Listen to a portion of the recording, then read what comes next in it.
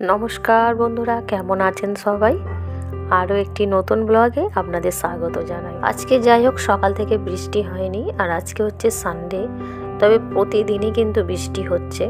এখন বৃষ্টি হয়নি, কিন্তু বিকেলের দিকে বৃষ্টি হওয়ার চান্সটাই বেশি। আকাশের ওয়েদার দেখছো, পুরো অন্ধকার হয়ে আছে, আকাশ মেঘাচ্ছন্ন হয়ে আছে। আর এবছর তো বর্ষাকাল শুরু হয়েছে সেই জ্যৈষ্ঠ মাস থেকে প্রায় ডেলি বৃষ্টি হচ্ছে।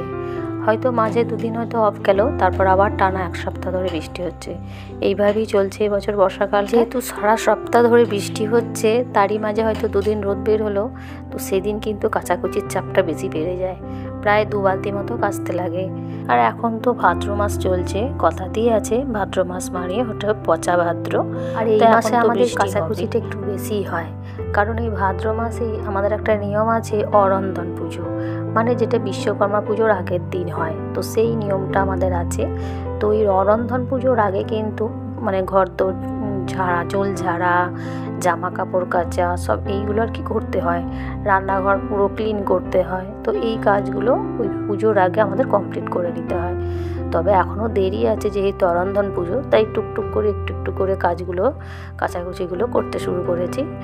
হয়তো আজকে কাচাকুচি করলাম, কালকে একটু রান্নাঘরটা ঝুল ঝেড়ে নিলাম, আরও 2টো রুম আছে সেইগুলো ঝাড়লাম। তো এইভাবে প্রতিদিন একটু হিসেব করে কাজগুলো করতে হয়, কারণ একই দিনে তো সম্ভব নয় সব কাজগুলো কমপ্লিট করা। তো শরীর বুঝে, আবার মাঝে মাঝে কোমর ব্যথা হয়, তো সেদিন আর কাজ করতে পারি না। তারপর আরও নানা রকম কাজ থাকে। ধরো ওই ঠাকুরের যে হরিমঞ্চপ আছে, তো সেই হরিমঞ্চপটা স্কচ ব্রাইট দিয়ে একটু সার্ফ দিয়ে সেটাকে মানে চকচকে করে নিতে হয়, কারণ এই বৃষ্টিতে প্রচণ্ড পরিমাণে শ্যাওলা পড়ে যায়। আজকে যেহেতু সানডে, তাই সকাল থেকে আজকে কাজের রুটিনটাই অন্যরকম। কারণ অন্যদিন আমার ব্রেকফাস্টের জন্য কোনো রান্না করতে লাগে না, একেবারেই ভাতের তরকারি ভাত রান্না করতে হয়। যেহেতু আজকে সানডে, তাই আজকে ব্রেকফাস্টের জন্য করলাম ঘুগনি আর মুড়ি খাওয়া হবে। তো ব্রেকফাস্ট করে স্নান সেরে আমি এখানে পুজো করে নিলাম।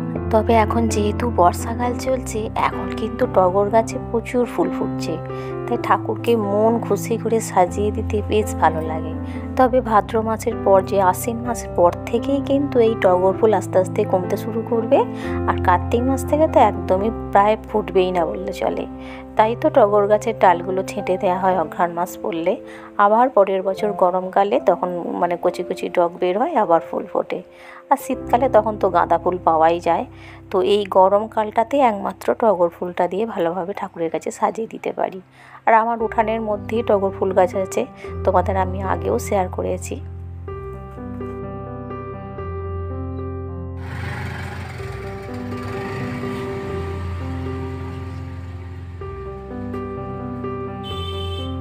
আর এই বর্ষাকালে প্রতিটা সবজির মানে আগুন ছোঁয়া দাম, প্রতিটা 80 টাকা থেকে 100 টাকা সব কেজি।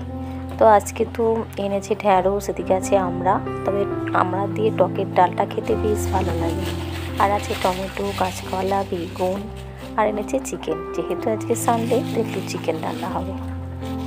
আর এখন তো সানডে মানেই হচ্ছে ইলিশ মাছ, কিন্তু আমাদের ওই চিকেন। কারণ ইলিশ মাছের এত দাম, মানে ছোটো ছোটো হয়তো 3 পিস হবে, সেই ইলিশ মাছই 700 টাকা কেজি নিচ্ছে। আর আমাদের মতো মধ্যবিত্ত পরিবারে ওই 700 টাকা দিয়ে ইলিশ মাছ কেনাটা যেন বিলাসিতা। আমাদের ওই একটু চিকেন এনে ঝোল ভাত করলেই ভাতটা খাওয়া হয়ে যায়। শুধু তাই নয়, এই যে চিকেন রান্না হলো, লাঞ্চেও খাওয়া হবে, আবার রাতে ডিনারের সাথে রুটির সাথেও খাওয়া হবে। এইভাবেই আমাদের মধ্যবিত্ত পরিবারে কিন্তু হিসেব করে চালাতে হয়।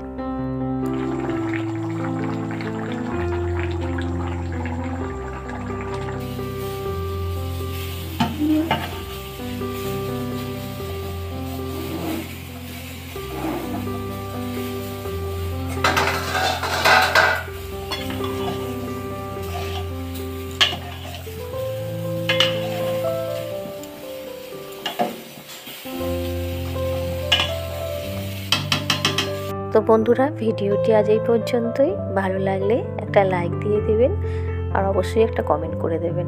আগামী দিন আবারও দেখা হচ্ছে, ততক্ষণের জন্য সবাই সুস্থ থাকবেন।